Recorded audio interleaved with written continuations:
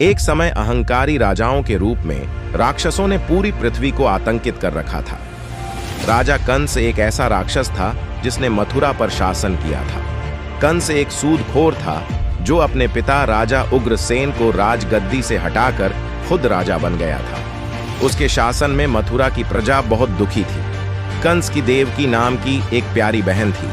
वह समय आया जब कंस ने अपनी प्रिय बहन का विवाह अपने मित्र वासुदेव से करवाया। जब वासुदेव देवकी को ले जाने लगे तो एक आकाशीय चेतावनी हुई, हे कंस, आज जिस बहन को तुम इतने प्रेम से विदा कर रहे हो उसकी 8वीं संतान तुम्हारी मृत्यु का कारण बनेगी।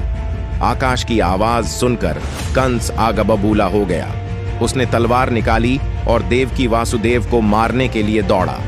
तब वासुदेव ने कंस को अपनी और अपनी पत्नी देवकी की जान बचाने का वचन दिया कि वह कंस को जन्म देने वाले किसी भी बच्चे को सौंप देंगे। कंस वासुदेव की बात मान गया, लेकिन उसने उन्हें जाने नहीं दिया, बल्कि उसने उन्हें महल के कारागार में डाल दिया। एक एक करके देवकी और वासुदेव के 6 बच्चे कारागार में पैदा हुए और कंस ने उन सभी को मार डाला। उनकी 7वीं संतान भी एक पुत्र था। यह पुत्र वास्तव में भगवान शेषनाग का अवतार था। उस समय भगवान विष्णु ने देवी योगमाया को ब्रज जाने का आदेश दिया, जहां वासुदेव की पत्नी रोहिणी रहती है, और फिर वासुदेव के मित्र नंदा के संरक्षण में देवकी के गर्भ से बच्चे को निकालकर रोहिणी के गर्भ में रख दिया। देवी योगमाया ने प्रभु की आज्ञा का पालन किया।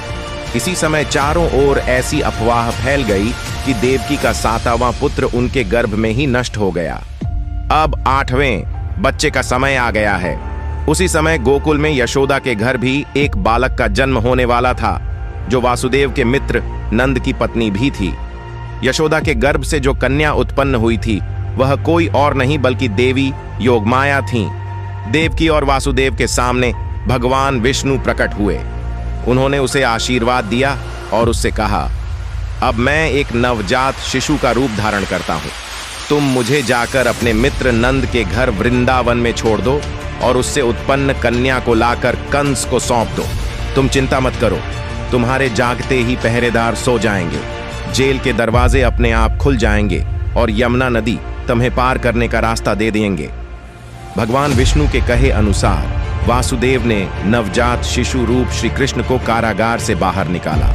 बाहर आते ही कारागार के द्वार अपने आप खुल गए और सभी पहरेदार भी सो गए। वासुदेव आसानी से नदी पार कर गोकुल में अपने मित्र नंद के घर पहुंचे। वहां उन्होंने नवजात शिशु को यशोदा के साथ सुला दिया और कन्या का रूप धारण कर देवी योगमाया को लेकर मथुरा आ गए।